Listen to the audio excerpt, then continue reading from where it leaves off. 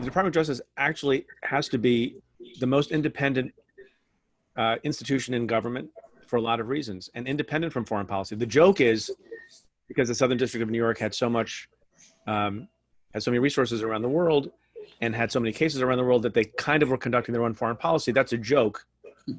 That's not the reality. In fact, some of the biggest fights that we got into, that I got into when I was the United States Attorney, was with the diplomatic establishment, with the State Department, who would argue when they finally got wind of the fact that we were going to take some law enforcement action, whether it was with Russia or some European country or an Asian country, would say, no, you can't bring that case because that's going to upset some negotiation about some treaty.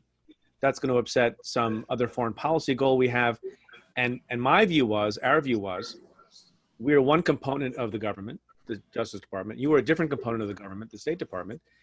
We should each advocate for and pursue our respective institutional missions. And then someone above that, at the White House or elsewhere, can make a decision about the equities. A famous example of that, which I can now discuss, was, 10 years ago, we had this extraordinary case of Russian spies in the United States, people who were living as ordinary Americans, pretending to be ordinary Americans, and who were gathering information about the United States and giving that information back to Russians in a very sort of high stakes spy dead drop scenario. And I remember being in a meeting with the FBI director and the head of the CIA discussing the timing of the arrests in those cases.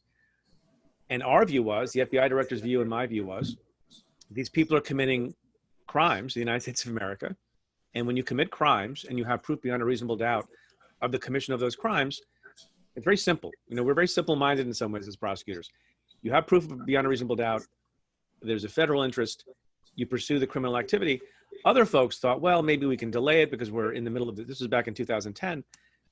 The administration was pursuing the quote-unquote reset with Russia. There was a question of whether or not Medvedev was meeting with counterparts in North America at the time. What would be the fallout? And again, we'll get to the Khobragade case at some point. Our view was other people can make decisions about foreign policy and international relations. Our mission was to make sure that if people were doing bad things that were prosecutable and we had the proof, then we should bring the case.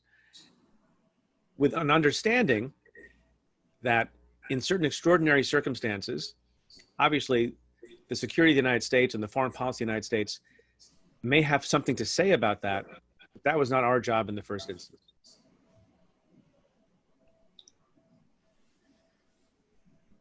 Quick word on seal cover investigation and red notices and Disney World arrests. Yeah, so it is the case, and I presume this is true in other places. The Southern District was very aggressive about this. If we thought people were committing crimes and they were situated abroad and we had no reasonable basis to think in the immediate future that they would be within arresting distance, prosecutors would file indictments under seal. And we did that on a number of occasions, including with respect to the gold trader I mentioned before, Reza Zarrab, who's an Iranian national but was living in Turkey, for evading sanctions to the tune of, I think, billions of dollars. And the only reason he came within our jurisdiction as a physical matter, and thanks for reminding me, is that he brought his family to Disney World in Florida and a red notice had been lodged. And so when he thought that he was free and could be carefree enough to travel to visit an amusement park in America with his family, he got a big surprise. And so that happens all around the world.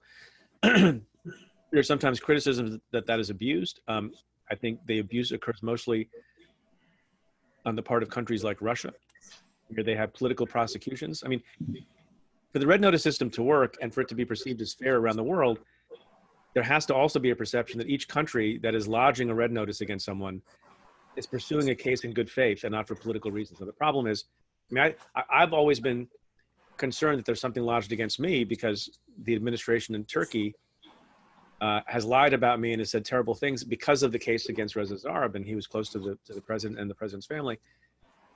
So there is room for abuse. Joon, if you agree with this, in the red notice system. I think the United States has to be careful in all circumstances to make sure so that there is international cooperation going forward and faith in the system that we are not gaming it, and that we're only bringing righteous and proper cases against individuals abroad who are actually doing harm to the United States in a way that the international community can respect and appreciate. Otherwise, that system falls apart because it's based a little bit on faith and trust.